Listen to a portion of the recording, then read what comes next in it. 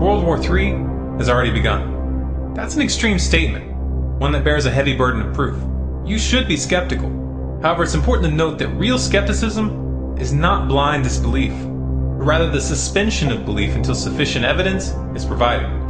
In this video, we're going to provide you with that evidence. Everything we talk about here will be documented in links in the description. I strongly encourage you to do your own research and to verify what we're talking about. Let's start with the definition of a world war. World War I and World War II weren't named as such because they involved every single country on the planet, but rather because these conflicts drew in the most powerful nations and were spread out over a large geographical area. Now, though the reductionist history we're taught in school marks the beginnings of the first two world wars at specific physical flashpoints such as Hitler's invasion of Poland for Europe or the attack on Pearl Harbor for the United States, the early stages of these conflicts had actually begun to develop many years prior. For example, Japan's attack on Pearl Harbor was a culmination of many months of intentional provocation by the US.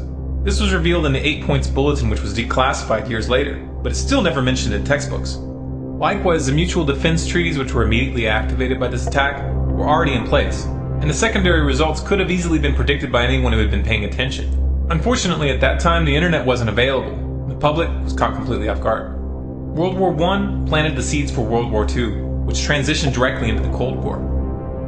In the post-World War II era, the advent of the CIA and the strategy of using politically motivated NGOs to destabilize countries changed the way war was waged, placing a much greater emphasis on covert operations and proxy wars than outright combat. Such operations blurred the definition of war, particularly in the mind of the public, and it made it much harder to define clear start points and end points. Can you name all the countries the US toppled between 1950 and 1991? Most people can't.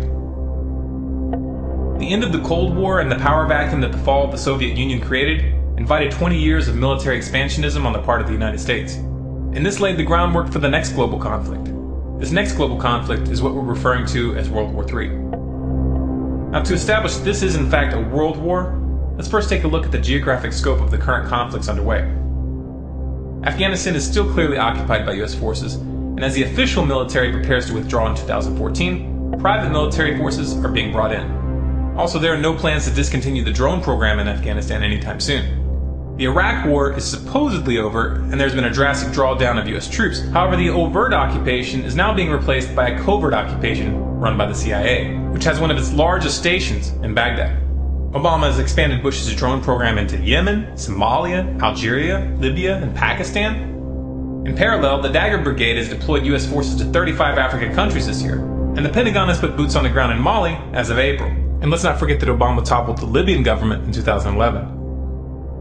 The US has been running intensive war games and drills with South Korea since February, and they are ongoing in spite of the lack of media attention in the past month. North Korea is calling these drills, which included simulated nuclear strikes and naval maneuvers, wanton provocations and rehearsals for war. This really isn't an exaggeration since the US just recently signed a mutual defense treaty with South Korea, which makes it significantly easier for the US to get militarily involved in that region.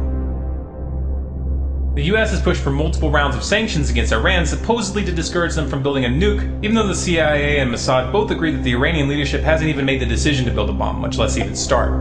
The US and Israeli governments aren't one to let pesky little things like facts keep them from promoting military strikes on Iran. But since they haven't gotten much traction with this approach from the international community, they've moved on to less direct tactics. And that brings us to Syria. Iran's closest ally is Syria. And on Friday, May 3rd, 2013, Israel attacked Syria.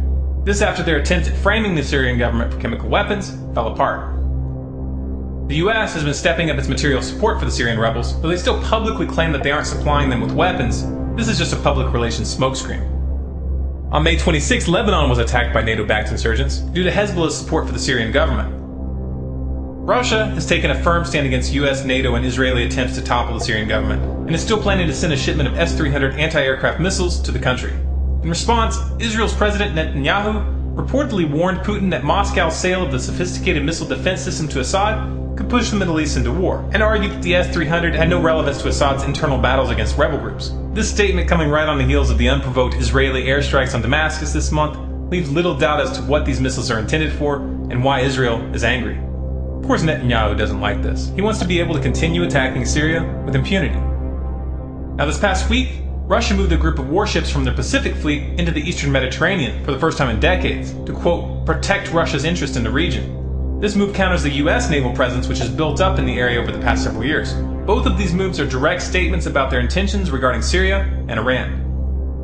This is only a rough summary of the early stages of this conflict. Much is being left out here. But this should be enough to establish this is indeed a world war. Now as for the players, how are they divided? Who's allied with who? On one side we have China, Russia, Iran, North Korea, Syria, and a handful of nations in South America.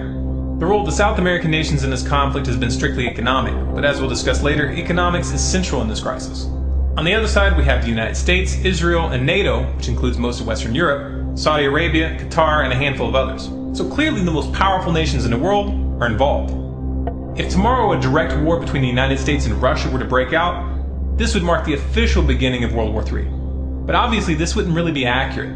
A proxy war between the US and Russia is already underway in Syria and in Iran, and a currency war is already underway between the United States and China. The question here is really only one of scale.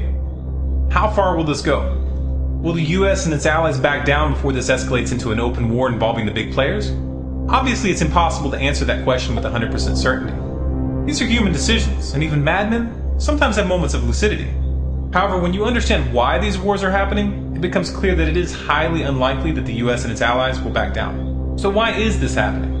What is the motive for this aggressive posture by the United States and its allies? We've talked about this in detail in a number of videos, including The Road to World War III, which explains the history of the petrodollar and how it pertains to this current conflict. So we won't rehash all those details here. But to summarize, this war is a war for the control of the global financial system. The dollar is nearing the end of its days, and the powers that be know this. They could let the dollar fall and allow the rest of the world to choose their own course. But they don't want to. The powers that be would much rather take a gamble and stake it all in an attempt to control the currency that will replace the dollar. If they have it their way, this new currency will be a truly global currency. I think we've all got to move towards that opportunity, and I think the challenge also is whether we should move towards an international currency, because the speculation and the complexity of currency has caused some of the irritation, not only among the trading nations, but among individuals. This global currency will be accompanied by global government, which they will claim is necessary to prevent another tragic war like the one they're setting off right now. It's a classic problem-reaction-solution setup, where those that create the problem manipulate the public into accepting a solution that puts more power into their hands. They're going to attempt this one way or another. If they don't, then they will lose everything. The question is, how will we respond?